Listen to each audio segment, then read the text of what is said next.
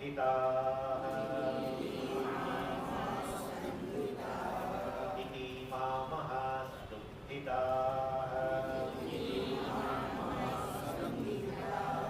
इतीमा महासंहिताः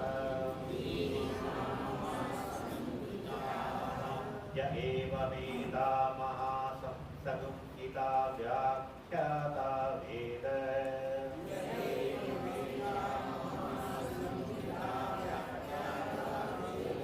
संधीयते प्रजया पशुभिः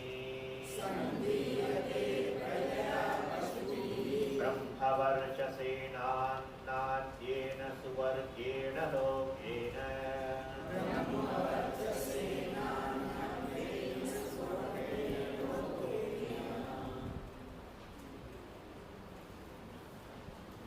इति भाष्यकार से भाष्य पूરું જોઈએ પછી આગળ વધીએ 28 પાના પર इतीमाः इत्युक्ताः उपप्रदर्श्यन्ते यः कश्चित् एवम् एता महासंहिताः व्याख्याताः वेद उपास्ते वेद इति उपासनं स्यात् विज्ञानाधिकारात् इति प्राचीनयोग्योपास्व इति च वचनात्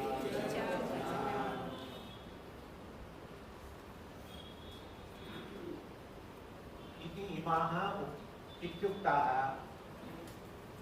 इति આ એટલે આ જે પાંચ પંચ જે બધી બતાવી ઉપાસનાઓ અધ્યાત્મ વગેરે જે આપણે જોઈ ગયા ઉપાસનાઓ એ બધી ઇતિ અધ્યાત્મ કરીને ત્યાં પૂર્ણાહુતિ કરી અને પછી કહ્યું ઇતિમાં મહાસંહિતા આ જે પાંચ મહાસંહિતા ઉપાસના આમ તો સંહિતા મહાસંહિતા કહેવાનો અર્થ જ નથી પણ સંહિતાને મહાન બનાવી દીધી એને ઉપાસનાનું આલંબન લે એટલે સામાન્ય વર્ણ ઉપર લોકનો આરોપ કર્યો વર્ણ ઉપર અનેક વસ્તુનો આરોપ જોઈ ગયા અને જે આરોપ કર્યો એ મહાન વસ્તુનો આરોપ કર્યો સંહિતા પર સંધિના અવયવ પર અને માટે એમને શું કહ્યું મહાસંહિતા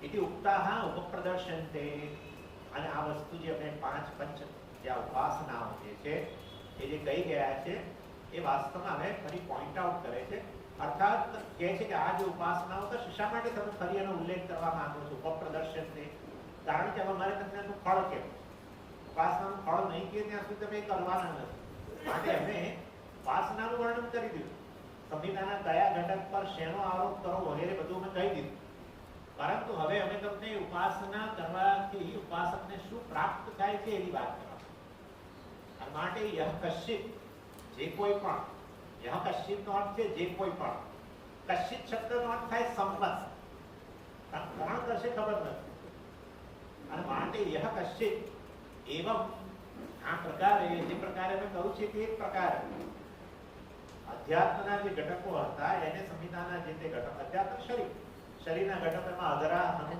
ઉત્તરાહન વગેરે વગેરે એટલે અમે જે પ્રમાણે બતાવી છે એ પ્રમાણે મહાસંહિતા વ્યાખ્યાતાના જે મહાસંહિતા ઉપાસનાઓ અમે વ્યાખ્યાતા અને જેની એની વ્યાખ્યા કરી ગયા છીએ જે તમે સમજાવી દીધેલું છે વેદ ઉપાસ્તે એટલે તમે જુઓ તો અહીંયા છે ઇતિમા મહાસંહિતા ય એવમેના મહાસંહિતા વ્યાખ્યાતા વેદ એટલે ભાષ્યકાર સમજાવી રહ્યા છે કે આ ઉપાસનાઓ જેની મેં વ્યાખ્યા કરેલી છે જેને સમજાવી એ વેદ એટલે વેદનો અર્થ કર્યો આચાર્યએ ઉપાસ્તે જેની આ પ્રકારે ઉપાસના કરે છે અને પછી સમજાવે છે કેમ અમે વેદનો શબ્દનો અર્થ ઉપાસના કર્યો વેદ ઇતિ ઉપાસનમ સ્યાત વેદ શબ્દનો અર્થ ઉપાસના થાય કારણ કે વિજ્ઞાન અધિકારા પંચમી વિભક્તિ એટલે કે કારણ કે એમ એટલે વિજ્ઞાન અધિકાર અર્થાત વિજ્ઞાન ઉપાસના વિષયની ચર્ચા ચાલી રહી હોય ત્યારે વેદ શબ્દનો અર્થ બ્રહ્મજ્ઞાન વગેરે ન કરી શકાય, વેદનો અર્થ એ જ્ઞાન ન કરી શકાય, વેદનો અર્થ ઉપાસના જ કરવો જોઈએ, કારણ કે ઉપાસના પ્રકરણ, અધિકાર એટલે પ્રકરણ, ટોપિક. વિજ્ઞાન અધિકારાત એટલે અહીંયા વાસ્તવની અંદર ઉપાસનાનો કોન્ટેક્સ્ટ, ઉપાસનાનો સંદર્ભ ચાલી રહ્યો છે અને માટે અમે વેદ શબ્દનો અર્થ ઉપાસના કરીએ છીએ. પણ એવું ક્યાં અમને બતાવો તો ખરા કે આ ક્યાં ઉપાસનાનો ટોપિક ચાલી રહ્યો છે? એટલે કે જે ઇતિ પ્રાચીને યોગ્યો પાસ્વ ઇતિ કે વચના, અર્થાત શાસ્ત્રની અંદર આ વચન છે. આપણે જોઈએ પહેલા તો આ વસ્તુ છે કે ભાષ્યકારે આ જે કહ્યું વેદ શબ્દનો અર્થ જાણવું પણ છે. અને એ મેં તમને ગઈ વખતે વાત કરી હતી વાસ્તવની અંદર કે આ ભગવદ ગીતાની અંદર વેદા વિનાશનમ નિત્યમ એનમ અજમ અવ્યયમ યહ વેદ, ત્યાં એવું છે યહ એનમ આત્માનમ વેદ, જે આ આત્માને જાણશે, યહ એનમ વેદ આત્માનમ વેદ. પછી અવિનાશનમ વગેરે વગેરે એના વિશેષણો વાપર્યા. અને ત્યાં વેદનો અર્થ ભાષ્યકારે કર્યો વિજાનાતિ, જે જાણશે, કારણ કે આત્માના સંદર્ભમાં વાત થઈ ગઈ. બીજા અધ્યાયનો એ જે ભાગમાં શ્લોક આવેલો છે ત્યાં આખું સાંખ્ય પ્રકરણ છે. બ્રહ્મજ્ઞાનનું, આત્મજ્ઞાન ભગવાન આપી રહ્યા છે 12મા શ્લોકથી માંડીને છેક 30મા શ્લોક. અને માટે ત્યાં વેદનો અર્થ અમે કહ્યું કે જાણવું જોઈએ, પરંતુ અહીંયા વેદનો અર્થ અમે કરીશું ઉપાસના, કારણ કે ઉપાસનાનું ચર્ચા શરૂ થઈ ગઈ છે અને હજુ આગળ ઉપાસનાની જ વાત છે. અને આખું પ્રકરણ જે છે, આખો કોન્ટેક્સ્ટ જે છે ઉપાસના. અને બીજી વસ્તુ એ છે કે જ્ઞાન અને ઉપાસનામાં ભેદ છે. આપણે આટલે અટકેલા. જ્ઞાન અને ઉપાસનામાં ભેદ શું ભેદ છે? જ્ઞાનમાં જે વસ્તુ જેવી છે એને જાણવી, એટલે જ્ઞાનમાં સંધિને સંધિના રૂપમાં જાણવી. એટલે રમા વત્તા ઈશ, એમાં આ અને ઈ ભેગા થાય અને માટે એનો એ બને અને માટે રમેશ શબ્દ બને. આ સંધિ જે છે, સંધિનો નિયમ, અને આ રીતે રમેશ શબ્દની સિદ્ધિ, આ બધી વસ્તુઓ જ્ઞાન કહેવાય. શાનું જ્ઞાન? સંધિનું જ્ઞાન. પરંતુ તમે એ સંધિના ઘટકો ઉપર જાણી જોઈને કશાકનો અધ્યારોપ કરો, એટલે સંધિમાં રહેલા વર્ણોને વર્ણો રૂપે નહીં જોવાના, સંધિ રૂપે નહીં જોવાના, પણ એને બદલે લોક રૂપે જોવાના, એને બદલે વિદ્યા રૂપે જોવાના, એને બદલે ગુરુ રૂપે જોવાના, શિષ્ય રૂપે જોવાના. તો એનો અર્થ એવો થયો જે વસ્તુ જેવી છે એવું જોવાની વાત નથી, તો જ્ઞાન. જે વસ્તુ જેવી જેવી જોવું એનું નામ જ્ઞાન. જે વસ્તુ જેવી છે એને પર અધ્યારોપ કરીને જોવું એનું નામ ભ્રમ, અધ્યારોપ. પણ અહીંયા અધ્યારોપનો અર્થ ઉપાસના, કારણ કે જાણી જોઈને આ પ્રકારનો અધ્યારોપ, જાણી જોઈને આ પ્રકારનો અધ્યારોપ કરીએ છીએ. લોકનો વગેરેનો, વિદ્યા વગેરેનો અધ્યારોપ કરીએ છીએ. માતા પિતા વગેરે બધું આવી ગયું, બધાનો અધ્યારોપ કરીએ છીએ. અને માટે અહીંયા જ્ઞાન અર્થ નહીં લઈ શકાય, કારણ કે જ્ઞાન અર્થ એનો અર્થ કે આ ઉપનિષદ અત્યારે સંધિનું જ્ઞાન આપી રહ્યું છે એમ થાય. ઉપનિષદ શું થાય? સંધિનું જ્ઞાન. આ વત્તા ઈ બરાબર એ. ઉદાહરણ રમા વત્તા ઈશ બરાબર રમેશ. આખી આવું કરતું હોત તો અમે કહે કે ભાઈ આ વેદનો અર્થ ઉપાસના ન થાય, વેદનો અર્થ જાણવું થાય. પણ અહીંયા તો સ્પષ્ટપણે કહે છે જે સંધિના વર્ણો છે એને વર્ણો રૂપે નહીં જોવા, એ બદલે લોક વગેરેના રૂપમાં જોવા. એનો અર્થ કે અધ્યારોપ કરવાની વાત છે. માટે એનો અર્થ ઉપાસના. ઉપાસના અધ્યારોપ, જે વસ્તુ જેવી છે એને બદલે જાણી જોઈને બીજી જાણી જોઈ. તો જે વસ્તુ જેવી છે એને અજાણપણે બીજી જોવી એ આપણો અધ્યાસ, એ અધ્યારોપ. પણ એને અધ્યાસ કહેવાય. પરંતુ જે વસ્તુ જેવી છે એને બદલે જાણી જોઈને બીજા કશાકનો અધ્યારોપ. એટલે એમાં અજ્ઞાનને બદલે શું રહેલું છે? જ્ઞાન રહેલું છે. હા. અને માટે વેદ શબ્દનો અર્થ સામાન્ય રીતે ભલે બધે જ્ઞાન કરતા હો, પણ ઉપાસનામાં જ્ઞાનની આવશ્યકતા છે. અને જ્ઞાન પ્રાપ્ત કરીને, મતલબ એને જાણીને પછી એના પર અન્ય વસ્તુનો આરોપ કરે છે, માટે ઉપાસના. અને એટલા માટે જ્ઞાન શબ્દનો અર્થ શાસ્ત્રની અંદર જ્ઞાન પણ થઈ શકે, બ્રહ્મજ્ઞાન, આત્મજ્ઞાન બધે છે. જ્ઞાન શબ્દનો અર્થ આ ઉપાસના. વેદ શબ્દ પણ એ રીતે વેદ શબ્દનો અર્થ પણ જાણવું થઈ શકે, વેદ શબ્દનો અર્થ ઉપાસના. અને માટે અહીંયા આ વેદ શબ્દનો અર્થ ઉપાસના કરવા માટેનો આ પ્રકારે કારણ રહે. અને પછી આ સંદર્ભ અત્યારે ઉપાસનાનો ચાલે છે, એના માટે તૈત્રીય ઉપનિષદમાં છઠ્ઠા અનુવાદનો એક વાક્ય આચાર્ય કોટ કરે છે, ઇતિ પ્રાચીન યોગ્યોપાસ્વ ઇતિ વચના ઇતિ ચ વચના.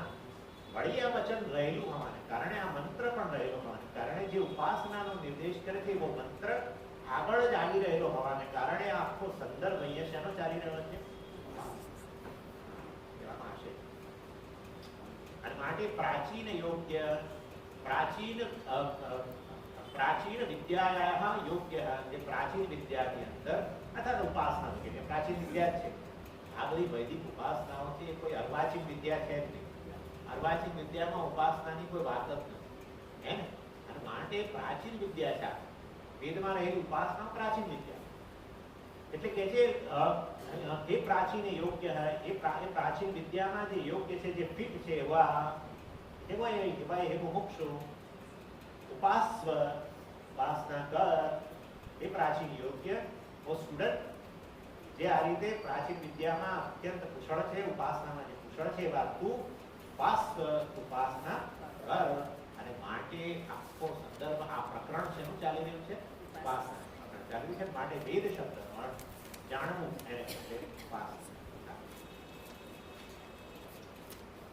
ઉપાસના ચ યથા શાસ્ત્ર તુલ્ય પ્રત્યય સંતતિ અસંકીર્ણા ચ અતત પ્રત્યયૈ શાસ્ત્રોક્ત આલંબન વિષયા ચ.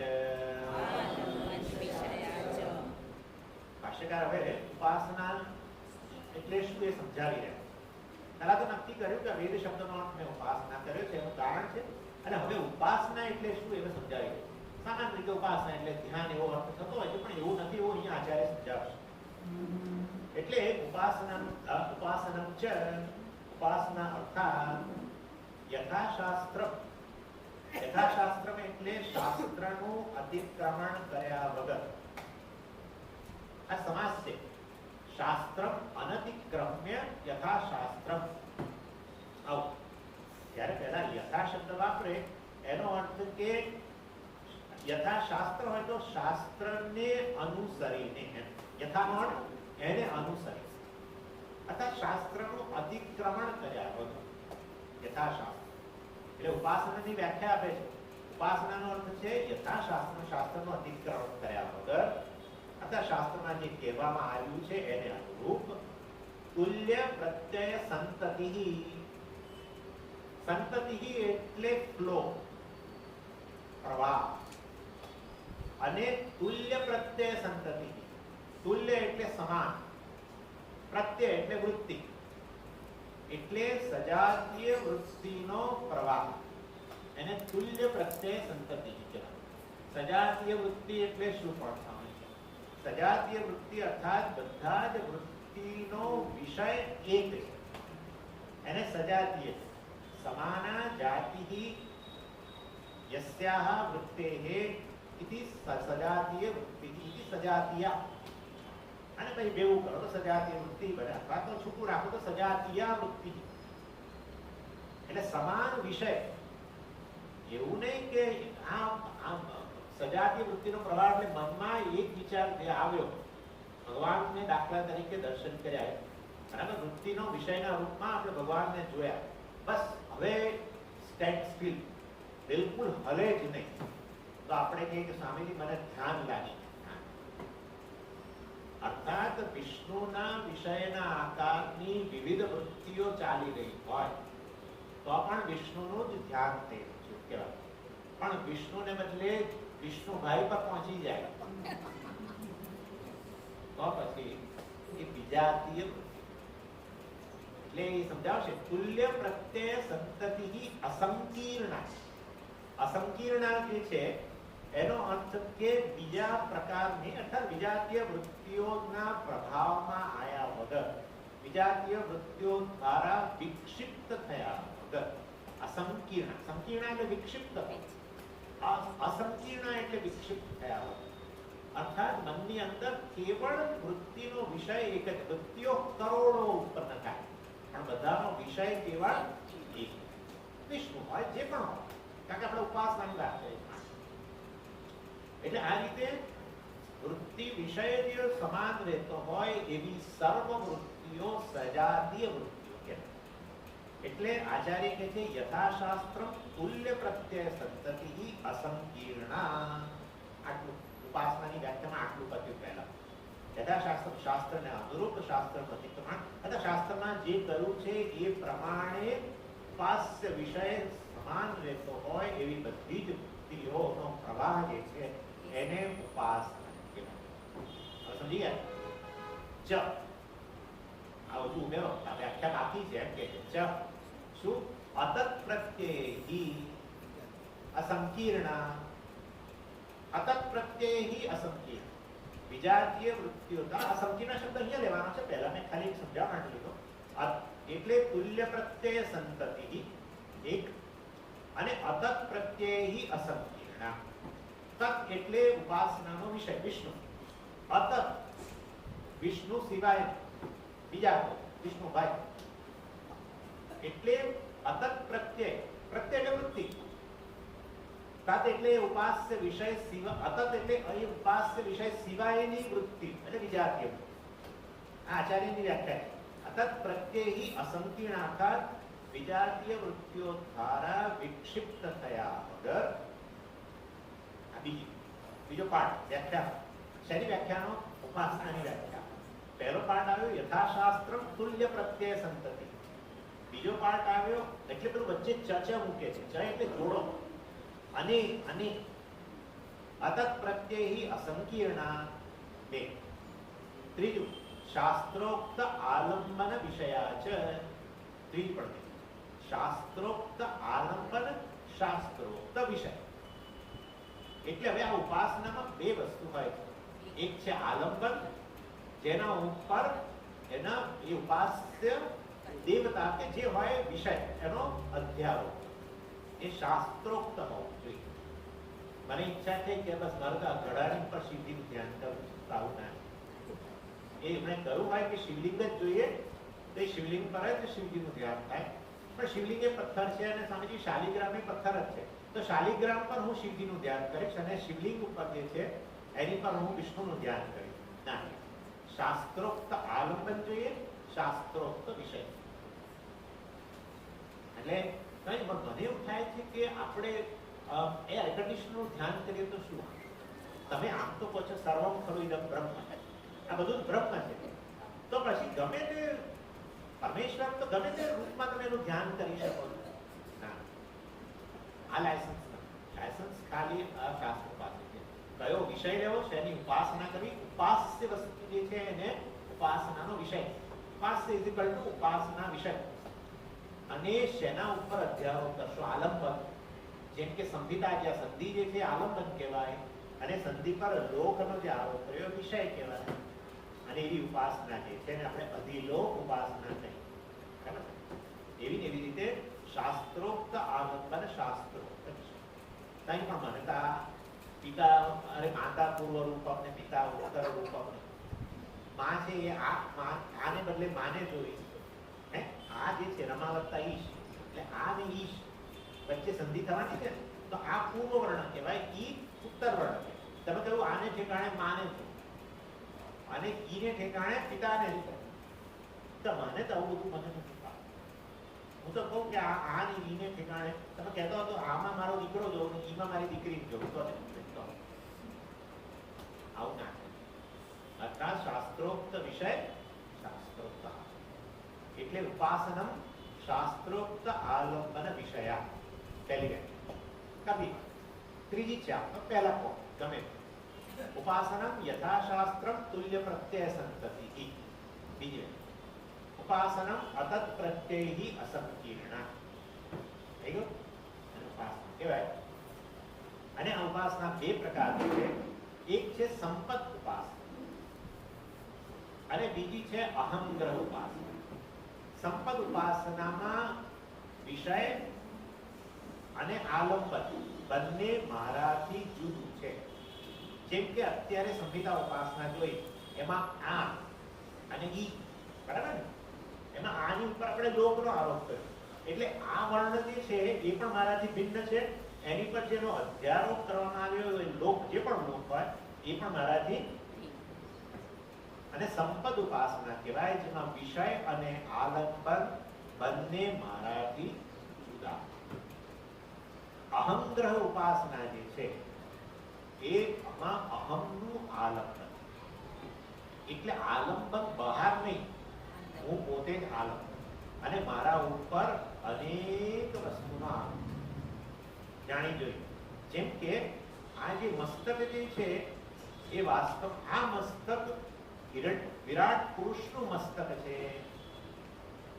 આ બે આંખો જે છે એ વિરાટ પુરુષની બે આંખો સૂર્ય અને ચંદ્ર છે. આ જે પ્રાણ જે છે એ જ વાસ્તવમાં આ વિરાટ પુરુષમાં ઉપલબ્ધ વાયુ છે, એ વિરાટ પુરુષના પ્રાણ છે.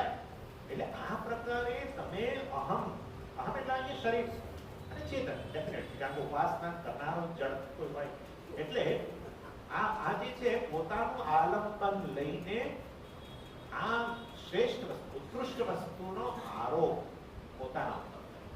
જ્યારે સંપદ ઉપાસનામાં આ કોઈ પણ નિકૃષ્ટ વસ્તુ જેમાં કે આની ઉપર ઉત્કૃષ્ટ વસ્તુ જેવો કે લોક એનો ઉપાસનામાં હંમેશા આલંબન નિકૃષ્ટ હોય અને જેનો આરોપ કરતા હોય એ વિષય ઉત્કૃષ્ટ હોય. આ યાદ રાખવાનું. કારણ કે જાણી જોઈને કરીએ છીએ તો જાણી જોઈને કોઈ વસ્તુને આપણે થોડી હલકી કક્ષાની ન જોઈએ, અને ખાસ કરીને ઉપાસના વગેરેની અંદર જેમાં અંતઃકરણને તૈયાર કરવું હોય, અર્થાત અંતઃકરણમાં ઉત્કૃષ્ટ વસ્તુનો જ વાસ્તવમાં એની વૃત્તિ જાળવવી હોય તો આલંબન પર ઉત્કૃષ્ટ વસ્તુનો જ આરોપ કરવો જોઈએ, જેથી કરીને એના આકારની વૃત્તિઓ, એ વિષયના આકારની વૃત્તિઓ અને તો મન ઉત્કૃષ્ટ બને. જેવું ચિંતન કરે એવું મન બને. ઉત્કૃષ્ટ વસ્તુનું ચિંતન કરે તો ઉત્કૃષ્ટ બને, નિકૃષ્ટ વસ્તુનું ચિંતન કરે તો નિકૃષ્ટ બને. ઠીક છે.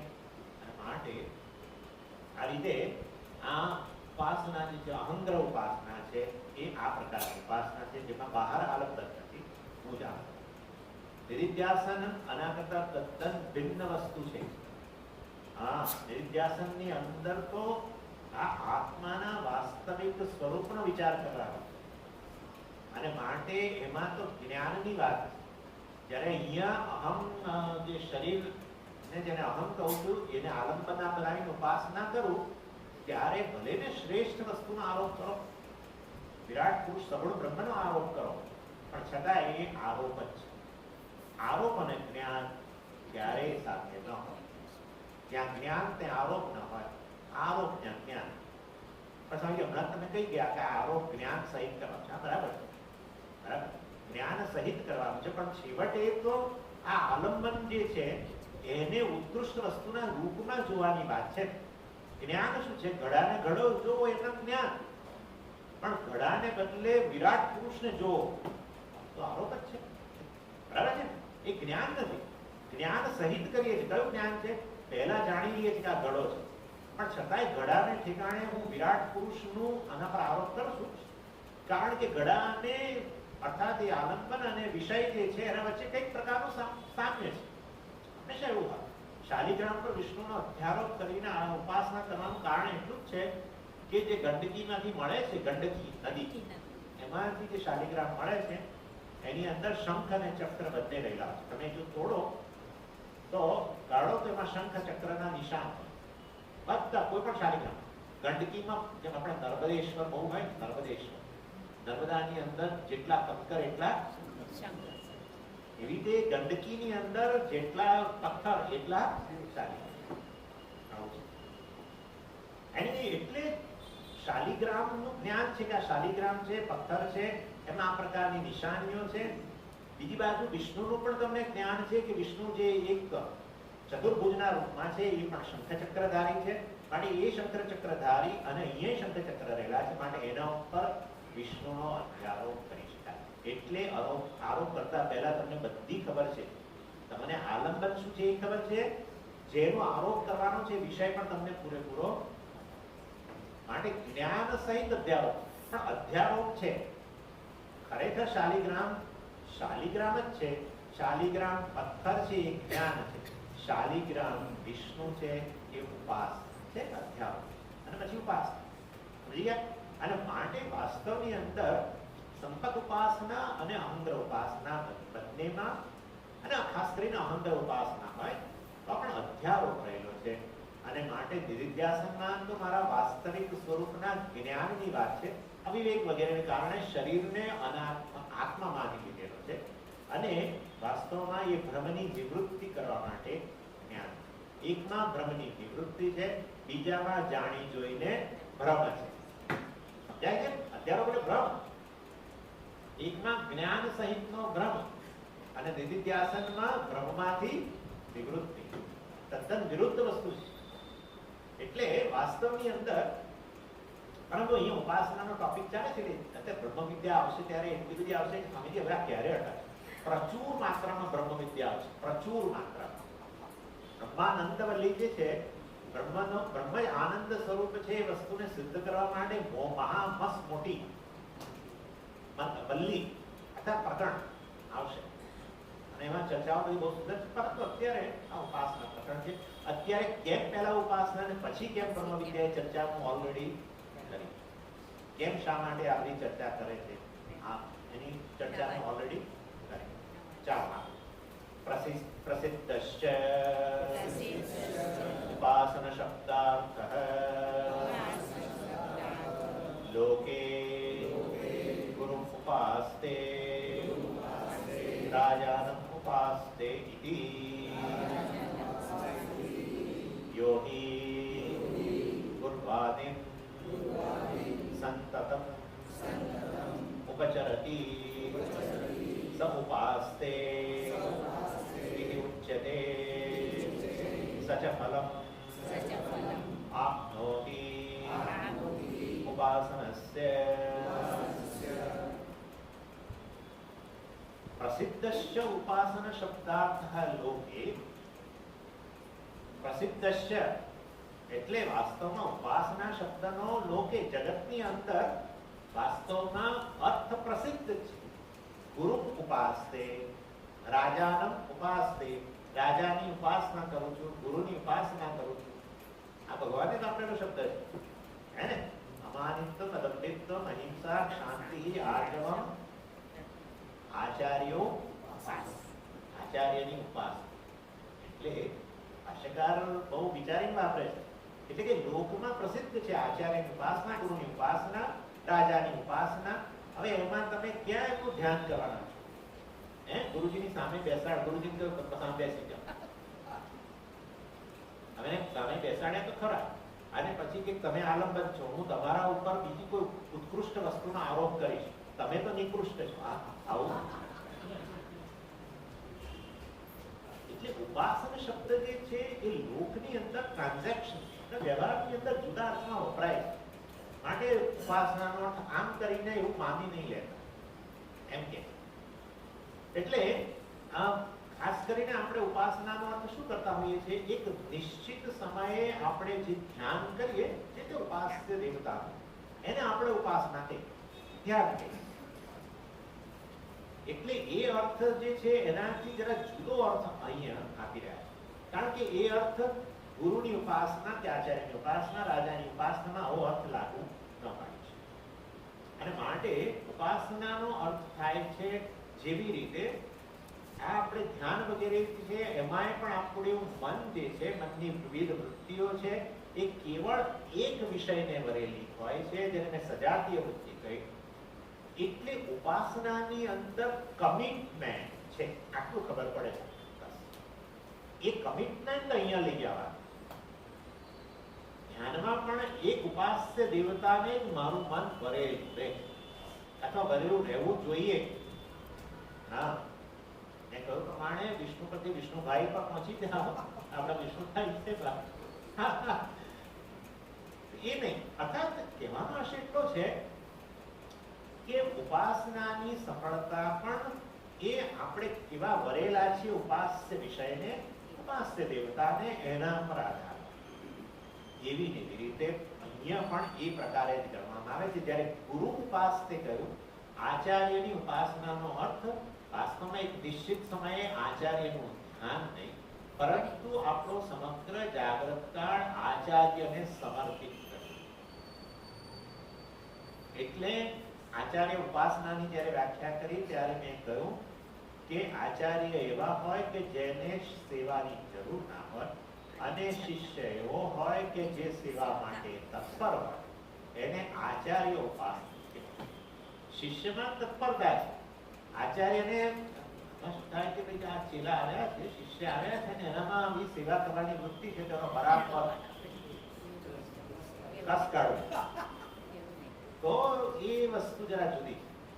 એ આચાર્ય શિષ્યનો સંબંધ હેલ્ધી નથી, સ્વસ્થ સંબંધ નથી. સ્વસ્થ સંબંધ એ છે જેમાં આચાર્યને ઓછામાં ઓછી અપેક્ષા છે સેવાની, અને શિષ્યને મહત્તમ સેવા કરવાની વૃત્તિ છે.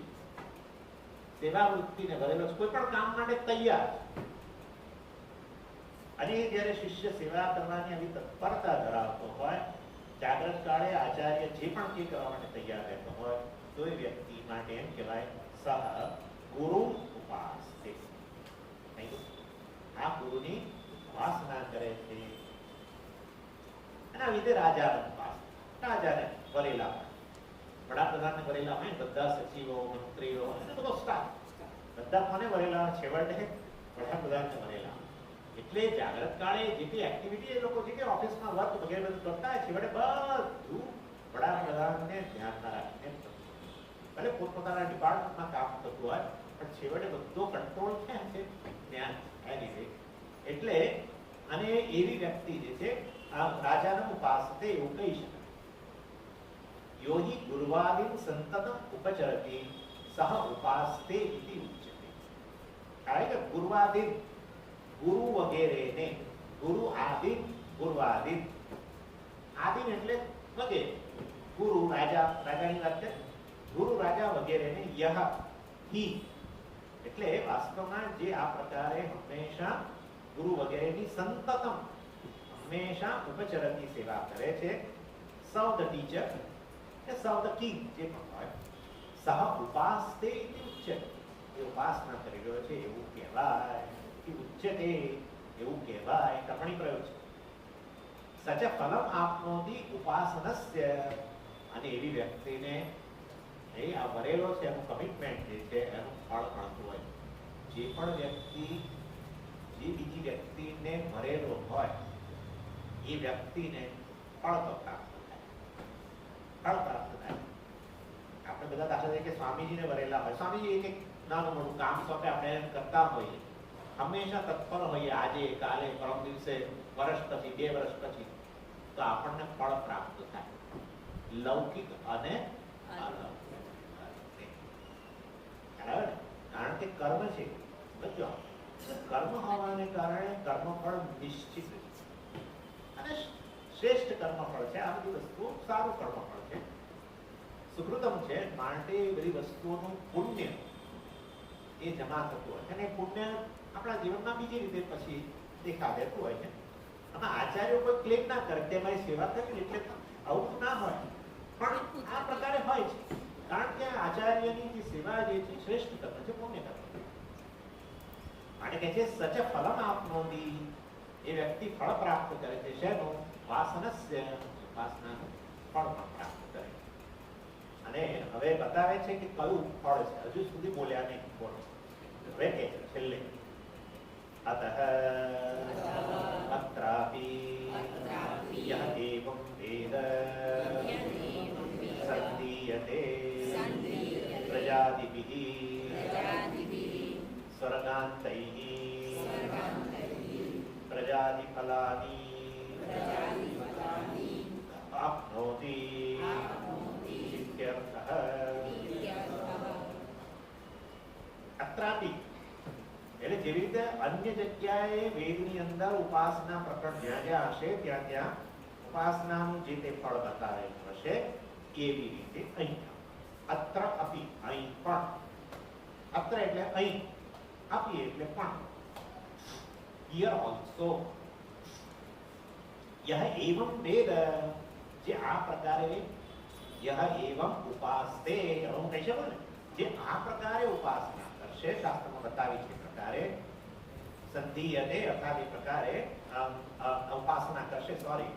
પ્રજાદિભિ સંધીયતે સ્વર્ગાંતૈઃ સંધીયતે પ્રજાદિભિ સ્વર્ગાંતૈઃ અર્થાત એ વાસ્તવની અંદર એ પ્રજા વગેરેથી જોડાશે, કારણ કે એને સંધિની ઉપાસના કરી છે, સંહિતાની ઉપાસના કરી છે ને. આ પૂર્વ વર્ણ અને ઉત્તર વર્ણ વચ્ચેનો જે ગાળો છે ને સંધિ કહી, પૂર્વ વર્ણ અને ઉત્તર વર્ણને જોડીને જે પ્રાપ્ત થાય એને સંધાન કર્યું વગેરે. અને માટે પૂર્વ વર્ણને આ લોક જુઓ ને આને આ લોક જુઓ ને પહેલે સંધિને આમ કોણ, આ રીતે જેને ઉપાસના કરી છે, સંધિની ઉપાસના કરી છે, જોડાણમાં ઉપાસના કરી છે, તો એ પણ જોડાશે. શેનાથી જોડાશે? પ્રજાતિભિ, એને સંતાન વગેરે પ્રાપ્ત થશે. પ્રજા પ્રોજન. અને ના નથી કોઈ રસ નથી, કઈ વાત. સ્વર્ગાંતૈઃ આ ચર્ચા આવી છે બ્રહ્મસૂત્રની અંદર. બહુ મહત્વની વસ્તુ છે, કારણ કે આ જે છે ને, દાખલા તરીકે તમારા કોઈક મને કે આ ઉપાસના કરવાનું તૈયાર છે, પણ આ ફળ તમને જોઈએ તો શું બોલ, એમ કરીને વાત કાઢે તો એનો ઉત્તર બ્રહ્મસૂત્રમાં અપાઈ રહ્યો છે, અત્યારે અપાઈ રહ્યો છે. એટલે એક જ કર્મ જે છે એ કર્મને તમે જો કામ્ય કર્મ તરીકે ન લો, અર્થાત તમારે કોઈ કામના કર્મફળની કોઈ ચિંતા નથી, તો આ ઉપાસના કામ્ય કર્મ ન રહ્યું હોય તમારે, તો આ ઉપાસના તમારા માટે નિષ્કામ કર્મ બને. અને કોઈ પણ નિષ્કામ કર્મ છે એ પણ કશું ફળ તો ઉત્પન્ન કરે, કારણ કે કર્મ છે. અને એ કર્મ રાગ દ્વેષની અશુદ્ધિને દૂર કરે, ચિત્ત શુદ્ધિ લાવે. માટે એક જ કર્મ કામ્ય કર્મ પણ બની શકે, પ્રજા વગેરેની જેની ઈચ્છા હોય, સ્વર્ગ વગેરેની ઈચ્છા હોય, અથવા તો આ નિષ્કામ કર્મ બની શકે. અને અહીંયા કહે છે પ્રજાદિભિ, પ્રજા આદિભિ, એટલે પ્રજા પશુ વગેરે બીજું બધું આવી. એ જમાનામાં તો પશુ પ્રાપ્ત કરો, પશુ ધન મોટું, ગોધન. જેની પાસે જેટલી ગાયો વધારે એટલો એ વ્યક્તિ ધનિક ગણાતો, કારણ કે હવે બદલાઈ ગયો, પરંતુ એ જમાનામાં હતું ધન અને ઇવન જમીન, આ બધી વસ્તુઓથી જ વ્યક્તિ ધનાઢ્ય છે કે નહીં એની પ્રકારની કલ્પના થતી. એનીવે, એટલે આદિનો અર્થ કર્યો પશુ વગેરે. અને એનો અર્થ એવો થયો કે આ ઉપાસના કરવાથી મોક્ષ રૂપી ફળ પ્રાપ્ત નહીં થાય, સ્પષ્ટપણે કહ્યું. તમે કહ્યું કે આ કામ્ય કર્મના રૂપમાં ના લઈએ તો મોક્ષ પ્રાપ્ત ન થાય. મોક્ષ પ્રાપ્ત કરવા માટેનું બેકગ્રાઉન્ડ તૈયાર થાય, અને બેકગ્રાઉન્ડનું નામ છે ચિત્ત શુદ્ધિ. ચિત્ત શુદ્ધિનું નામ છે રાગ દ્વેષમાંથી મુક્તિ, વિક્ષેપમાંથી મુક્તિ, ચિત્તમાં સત્વની વૃદ્ધિ. આ બધું કહી શકો. રાગ અને દ્વેષ જે છે આ બધું એ તમોગુણ ને રજોગુણની ઉપજ છે. અને માટે વાસ્તવમાં એનાથી વ્યક્તિ મુક્ત બને, મોક્ષ ફળ. હવે મંત્રની અંદર જરાક જે કહે છે, જો ભાષ્યમાં નથી કહ્યું, મંત્રમાં શું કહ્યું? બ્રહ્મવર્ચસેનાન આદ્યેન સ્વર્ગેણ લોકેન. એ બ્રહ્મ એટલું જ નહીં, આ વ્યક્તિ જે છે વાસ્તવમાં, અને પેલામાં કહ્યું સંધિયતે પ્રજયા પશુભિ, એટલે પશુભિ આવી ગયું ને, આદિ પદાર્થ આપણે પશુ વગેરે ગણી લીધા. પણ પછીનું પાઠ છે એ ભાષ્યકારે નથી સમજાવ્યું, એટલે મંત્રમાંથી સીધો સમજવો પડશે. બ્રહ્મવર્ચસેનાન આદ્યેન સ્વર્ગેણ લોકેન.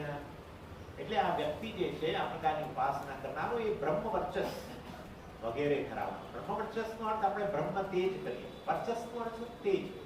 અર્થાત આ ઉપાસના કરનાર બ્રહ્મ તેજ પ્રાપ્ત કરે છે એવું કહીએ.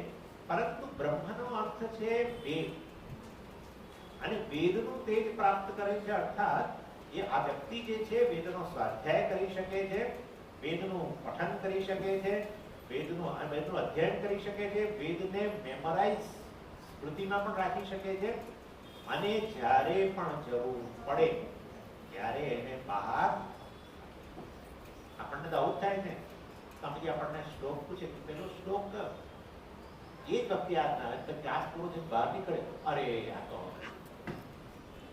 એટલે બ્રહ્મવર્ચસ બરાબર વેદનું અધ્યયન કરવાનું સામર્થ્ય, વેદનું પઠન કરવાનું સામર્થ્ય વત્તા વેદનું અધ્યયન કરવાનું સામર્થ્ય વત્તા વેદને સ્મૃતિમાં રાખવાનું સામર્થ્ય, અને સ્મૃતિમાં રહેલો એ વેદ જ્યારે જરૂર પડે બહાર ત્યારે પૂર્ણ થવું. અન્ય આ બધું બ્રહ્મવર્ચસ કહેવાય. આ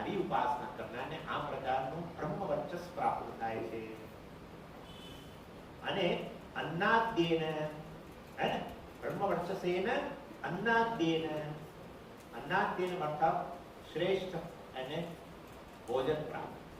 એ ઈચ્છતો નથી છતાં પણ એને રોજે રોજ શ્રેષ્ઠ ભોજન પ્રાપ્ત થાય છે. અને ભોજન પ્રાપ્ત થાય તો થાય સ્વામીજી, પણ પચવું જોઈએ. એટલે સારું ભોજન પ્રાપ્ત કરવું અને ભોજનને પચાવવાની શક્તિ પણ પ્રાપ્ત. ફળ એટલે ફળ, કારણ કે ફળ જે છે એ પુણ્ય કર્મનું ફળ તો વાસ્તવમાં સુખના રૂપમાં જ આવવું જોઈએ. અને માટે શ્રેષ્ઠ ભોજન પણ એ સુખ નથી. શ્રેષ્ઠ ભોજન ખાવાની ક્ષમતા હોવી. શ્રેષ્ઠ આપણે ખાવાની ક્ષમતા અનેક ગણી હોય, પણ શ્રેષ્ઠ ભોજન ના મળે એ પણ મળે, કાચું વગેરે રહી જતું હોય બહાર, તોય દુઃખ રહે. એટલે બંને વસ્તુ જોઈએ. સમજો તમે, એક એક વસ્તુ કેવી બધી કેટલી એનાલિસિસ. સારું ભોજન મળે છે, આ લોકો બધું મળતું પણ ખવાતું નથી. ઓળકારા એક ચાટતું ખાવ, સાંજ પડે તો ઓળકારા શરૂ થઈ ગયું. સ્વામી પાણી પીવું છું તો પાણી પીવું તો પેટ ફૂલી જાય છે, આવું થાય, આવું થાય. આ બધી પાણી પીવાથી પેટ ફૂલી એટલે કશું ખવાય જ. તો આપણે ઉપાસનું ફળ એટલે શ્રેષ્ઠ ક્ષમતા પાચનની અને શ્રેષ્ઠ બંને. અને સ્વર્ગેણ લોકેન, સ્વર્ગ અર્થાત સ્વર્ગલોક એને પ્રાપ્ત થાય છે. તો આપણે જોઈ લીધું, ભાષ્યકારે કહ્યું સ્વર્ગાંતૈ સંધિ. આ રીતે આ અનુવાદ, તૃતીય અનુવાદ આગળ.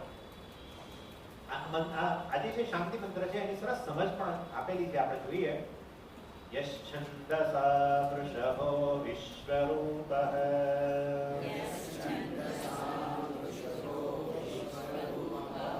છંદોભ્યવૃતાत् સંબભૂવ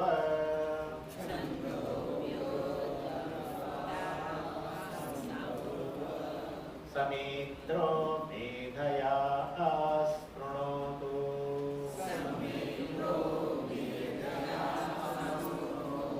અમૃતસ્ય દેવધારણો ભૂયાસં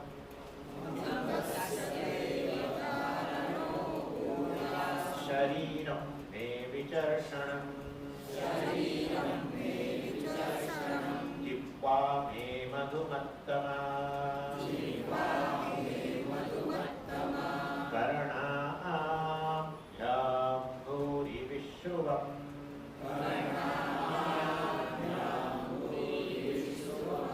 બ્રહ્મણઃ કોશોऽસી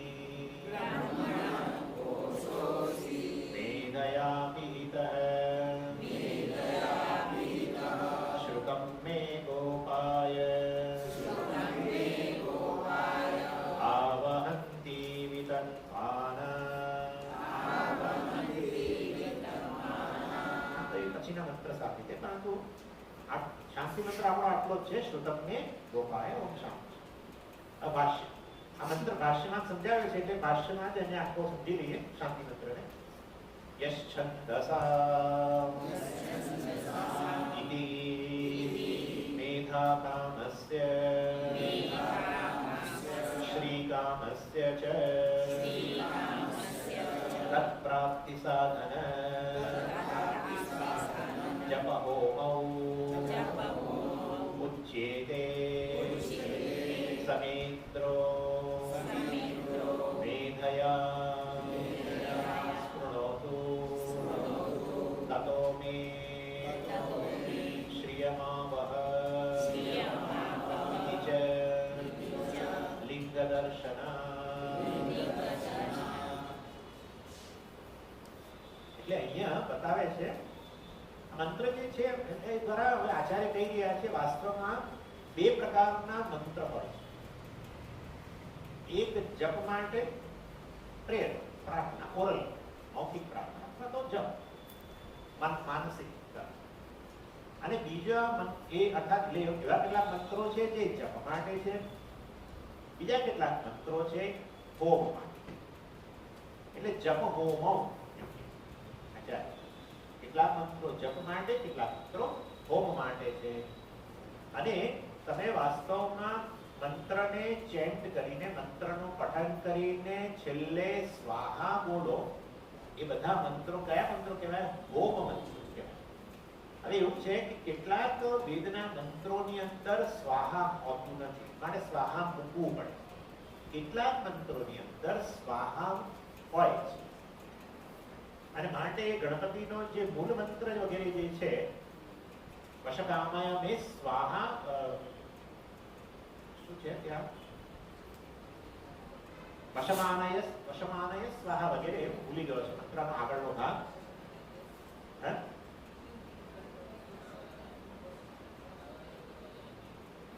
કયો મંત્ર છે? વરવરદ સર્વજનમ મે વશમાનય સ્વાહા, આગળનો પાઠ રહી ગયો પણ ચાલો.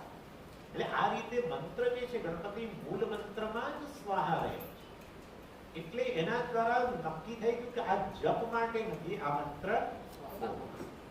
કેટલાક લોકો વળી ચેમ્પિયનો સ્વાહા મંત્રમાં રહેલું છે માટે આહુતિ આપતી વખતે વધુ એક સ્વાહા બોલવું જોઈએ એવું બધું કરે છે, પણ એવી કોઈ આવશ્યકતા નથી. સ્વાહા સ્વાહા આમ કરીને બોલે, સ્વાહા સ્વાહા.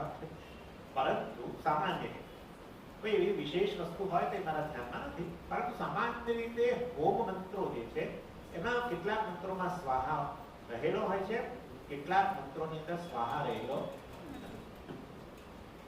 અને આ રીતે બે પ્રકારના મંત્રો વેદના જે છે મંત્ર એની અંદર આ પ્રકારની વસ્તુ છે. અને ભાષ્યકાર કહી રહ્યા છે મેધા કામસ્ય શ્રી કામસ્ય ચ તત્પ્રાપ્તિ સાધનો જપ હોમો ઉચ્યતે. એટલે મેધા કામસ્ય આ જપ અને હોમ વગેરે જે છે એ મેધાની પ્રાપ્તિ માટે, મેધાની કામના રહેલી હોય એવા માટે જપ મંત્ર અને શ્રી વગેરે, શ્રી કામસ્ય ધન વગેરેની કામના વાળા હોય એના માટે હોમ મંત્રોનો ઉપયોગ કરતા હોય છે. એટલે સ્પષ્ટપણે કહ્યું તત્પ્રાપ્તિ સાધનો. તત્પ્રાપ્તિ સાધનો એટલે મેધા કામસ્ય શ્રી કામસ્ય ચ તત્પ્રાપ્તિ, એટલે મેધાની કામના હોય, શ્રીની કામના હોય, તો મેધા અને કામનાની પ્રાપ્તિ માટે સાધનો એ છે ને, એ સાધનોનો ઉલ્લેખ કયા? જપ હોમ. જપ અને હોમ એટલે તમારે અનુક્રમે આપણે કરીએ છીએ ને રિસ્પેક્ટિવલી, મેધા કામસ્ય જપ મંત્ર અને જપ મંત્રોનો મેધા કામના માટે, ઇન્ટેલિજન્સ માટે, અને મેધાની આપણે જોઈશું અને શ્રીની કામના વાળા માટે હોમ એ સાધન તરીકે વપરાય. અર્થાત હોમ મંત્રોનો ઉપયોગ કરીને આહુતિ આપતા એ હોમ કરવું છે, મંત્રનો પ્રયોગ કરી અને સાથે સ્વાહા બોલાવવું. કે આ મંત્રમાં હોય તો એ બોલાઈ જ જશે, મંત્રમાં ન હોય તો જોડો સ્વાહા, આ રીતે કહે. અને અર્થાત બંને પ્રકારની શક્તિ, શ્રી પણ શક્તિ છે, મેધા પણ શક્તિ. અને એના માટે મેધા શક્તિ શેના માટે છે? જ્ઞાન પ્રાપ્ત. અને શ્રી વગેરે જે છે એ બાહ્ય શક્તિ, આ ભૌતિક શક્તિઓની પ્રાપ્તિ. અને આ રીતે આ સંકલ્પ જે છે જપકામ વાળો, જપકર્મ જે છે એમાં સંકલ્પ આ પ્રકારે હોય છે કે ભાઈ હું આ મેધા શક્તિ વગેરે પ્રાપ્ત કરું જેને કારણે મને આત્મજ્ઞાન પ્રાપ્ત થાય. અને હોમ જે કરનારા છે એ લોકોનો સંકલ્પ જુદો હોય કે મારે શ્રીની કામના છે, એના માટે હું આ યજ્ઞ વગેરેનું અનુષ્ઠાન કરું. આ પ્રકારના મંત્રો સહિત જેમાં સ્વાહા વગેરે રહેલો છે. હવે એની આગળ ચર્ચા હું જે છે થોડી કરવાની છે આ મેધા કામ અને શ્રી કામની. ઓમ પૂર્ણમદ પૂર્ણમિદં પૂર્ણાત પૂર્ણમુદચ્યતે પૂર્ણસ્ય પૂર્ણમાદાય પૂર્ણમેવાવશિષ્યતે. ઓમ શાંતિ શાંતિ શાંતિ. હરિ